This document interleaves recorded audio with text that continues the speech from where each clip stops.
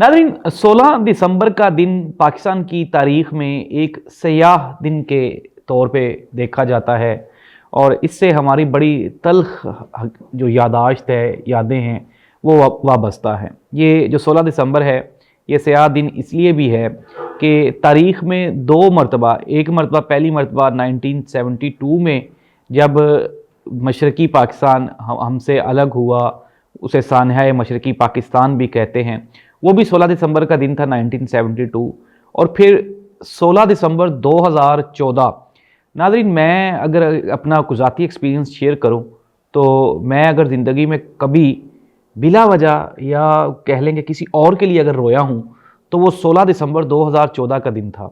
नाज़रीन, ये एक ऐसा क़यामत ख़ेज़ दिन था पाकिस्तान की तारीख़ में कि जिसकी मिसाल शायद हमने 1947 में जब दुनिया की सबसे बड़ी हिजरत हुई तो हमने बड़े खूनी मनाजर देखे, और अभी भी आज भी अगर हम लोग पढ़ते हैं, सुनते हैं या कहीं पे देखते हैं तो उनको देख के तो एक मरतबा रूह कांप जाती है। लेकिन नाज़रीन, जब 16 दिसंबर 2014 का वाक़या हम पढ़ते या सुनते हैं तो मेरा नहीं ख्याल कि कोई भी साहिब औलाद या कोई भी, मैं कहता हूँ कि कोई भी ऐसा इंसान जिसके सीने में दिल हो तो वो इस पे अफसोस ना करे। 16 दिसंबर 2014 को APS, सानहा APS, जिसे हम जो पेशावर का आर्मी पब्लिक स्कूल था, वहाँ बच्चों पे दहशत गर्दों ने हमला किया और उस हमले में APS के मासूम बच्चे, जी हाँ नाज़रीन, मासूम बच्चे जिन्होंने अपनी जान का नजराना पेश किया, अपनी जान की कुर्बानी दी।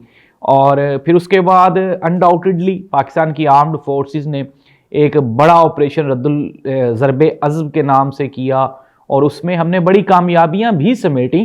लेकिन नाज़रीन, पता नहीं हम लोग, ये हमारी बदकिस्मती कह लें कि हम लोग जब वाक़या हो जाता है, जब सानहा रूनुमा हो जाता है तो उसके बाद हम लोग परफॉर्म करते हैं और हम लोग ऑपरेशन करते हैं, हम लोग कमेटियां बनाते हैं।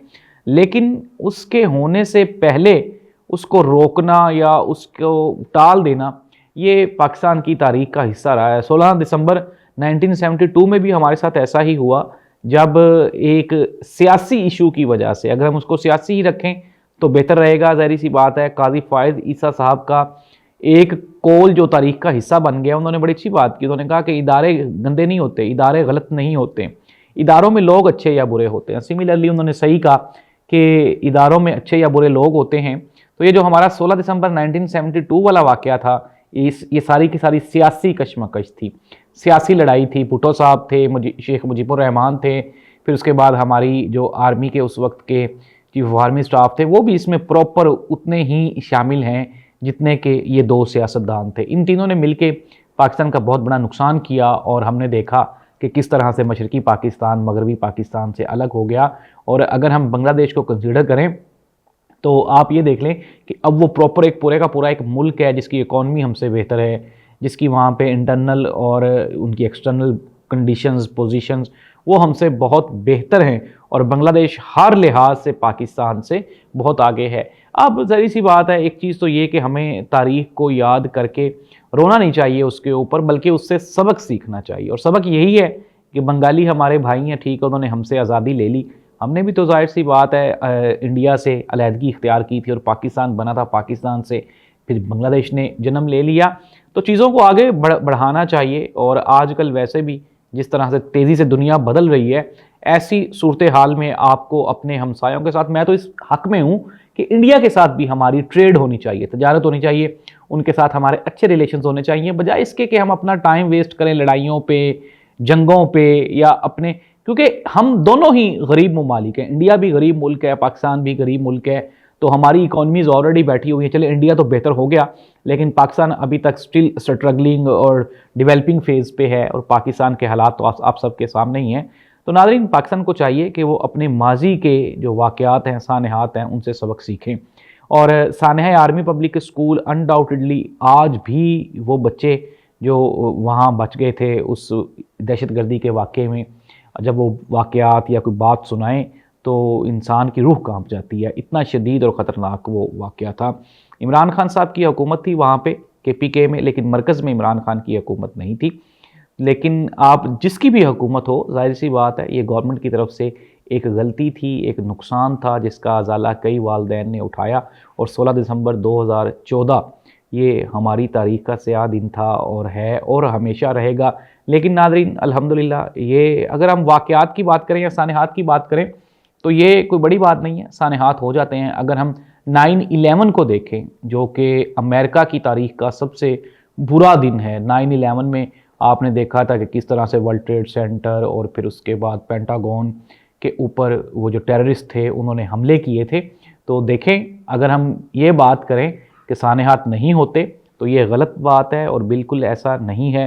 अमेरिकन इंटेलिजेंस एजेंसी जो कि दुनिया की एक मजबूत तरीन, ताकतवर तरीन और अमीर तरीन इंटेलिजेंस एजेंसी है, अगर वो किसी ना किसी तरह से गलती कर सकती है तो जाहिर सी बात है पाकिस्तान की इंटेलिजेंस एजेंसी से भी गलती हो सकती है। तो इस तरह के वाक़यात का हो जाना जाहिर सी बात है किसी के बस की बात नहीं होती, लेकिन कोशिश यही होनी चाहिए कि हमें इस तरह के वाक़यात से ख़बरदार रहना चाहिए। नाज़रीन ये दुनिया जो कि हमारे सामने है, इसमें सबसे जो बड़ा शिकारी है इंसानों का वो इंसान खुद ही है। हमने पहली और दूसरी जंग अज़ीम में इतने लोग मारे हैं जितने के मच्छर ने भी इंसान नहीं मारे। मच्छर इसलिए कहते हैं कि इंसानों के बाद सबसे ज़्यादा इंसान मारने वाला जो जानदार है वो मच्छर ही है।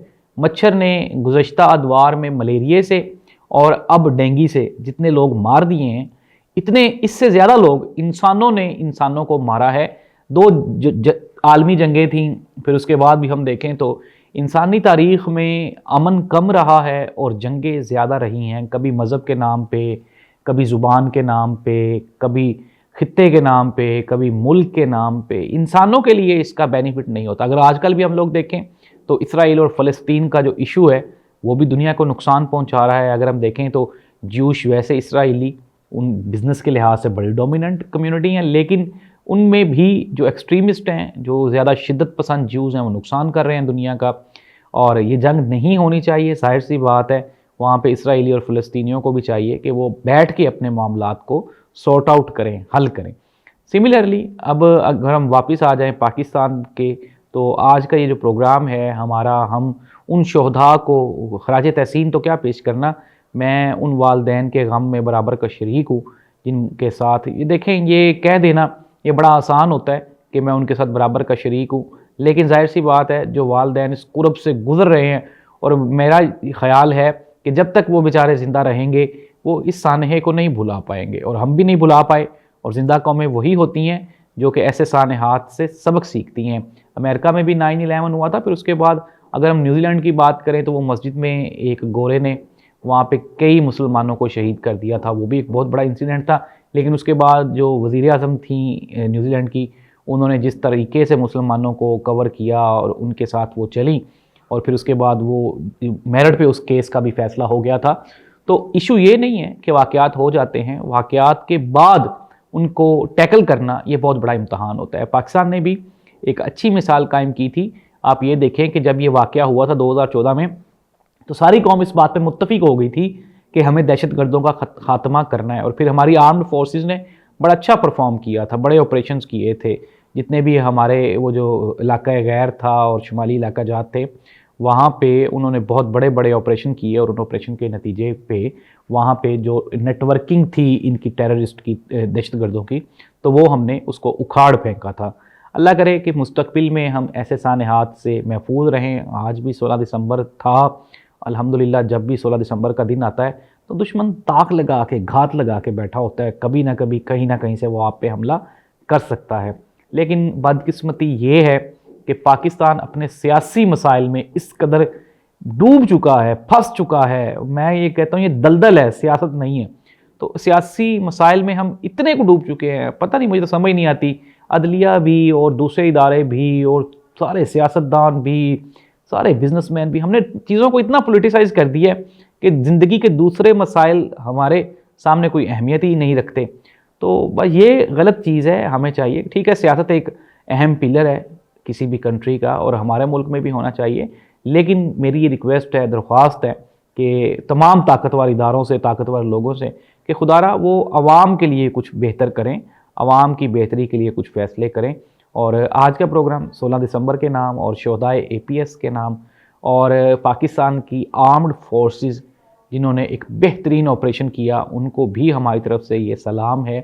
नाज़रीन देखें, मैं फिर दोबारा इस बात पे कायम हूँ कि पाक फ़ौज दुनिया की बेहतरीन फ़ौज है। हम कोई तरक्की याफ्ता या अमीर कौम नहीं है। हम एक छोटा सा मुल्क है और हमारी छोटी सी इकॉनमी है और हमारी फ़ौज इतने महदूद वसाइल के साथ बहुत अच्छा डिफेंड कर रही है हमें। हमारे बिल्कुल साथ इंडिया है। मैं पहले भी कहा कि हम दोस्ताना तल्लुकात चाहते हैं, लेकिन वो नहीं चाहते।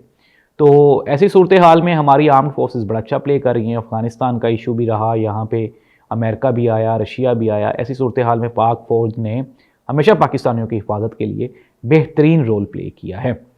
लेकिन बात फिर वही आ जाती है कि इदारे गलत नहीं होते, उनमें लोग सही या गलत हो सकते हैं। तो पाकिस्तान का सबसे बड़ा इदारा है पाक फ़ौज, और पाक फ़ौज के जितने भी फ़ौजी हैं वो सारे के सारे काबिल तारीफ़ हैं, इंक्लूडिंग हमारे चीफ़ ऑफ आर्मी स्टाफ साहब। पॉलिटिकल मामलात को अलग रहना चाहिए और इदारों को, ख़ुसूसन पाक फ़ौज को, पाकिस्तान में एक ही तो इदारा है जो काम करता है और वो पाक फ़ौज ही है। तो पाक फ़ौज को चाहिए कि वो भी अपनी सलाहियतों को बुरुए कार लाते हुए पाकिस्तान की बेहतरी के लिए जितना अपना किरदार हो सके वो अदा करें। अल्लाह इस मुल्क का हामी और नासिर हो। अल्लाह हाफ़िज़।